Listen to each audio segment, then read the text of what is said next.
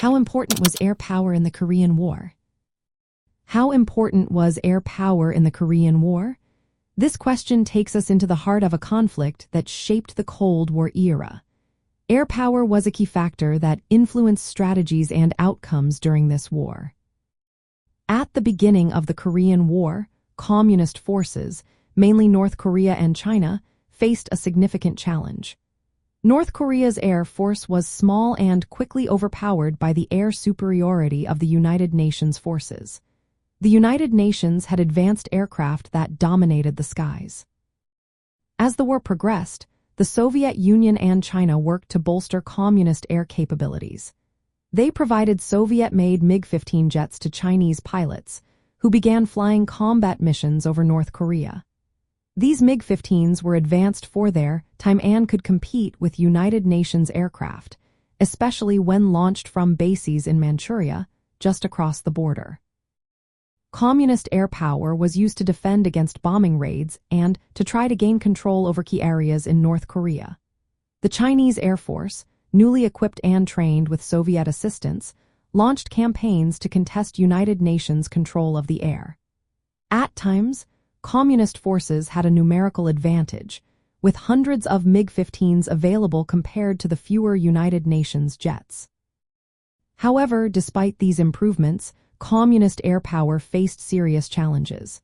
The United Nations conducted extensive bombing campaigns targeting supply lines, airfields, and infrastructure. These attacks made it difficult for Communist forces to move troops and supplies. Often, they had to operate at night or under cover to avoid detection. The United Nations air power also destroyed several new Communist airfields under construction. These airfields would have allowed Communist jets to operate deeper into North Korea. The impact of air power was felt in every aspect of the conflict. From the Communist perspective, air power was a double-edged sword. Soviet and Chinese air support helped protect Communist troops and challenge United Nations dominance in the skies. Yet, the air superiority of the United Nations made it challenging for Communist forces to achieve their objectives. Communist leaders often downplayed the impact of air power in public statements. They focused instead on the courage and resilience of their ground forces. In practical terms, air power shaped how Communist forces fought. They relied on night movements, camouflage, and underground shelters to survive United Nations air attacks. The need to protect supply lines and maintain airfields influenced Communist military planning. While air power improved for Communist forces during the war, it never matched the scale or effectiveness of United Nations operations.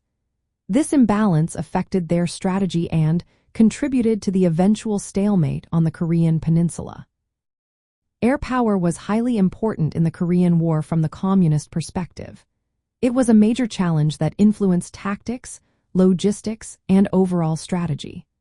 Although Communist air power grew with Soviet and Chinese support, it never fully countered United Nations air superiority. This played a decisive role in limiting Communist advances and shaping the outcome of the war.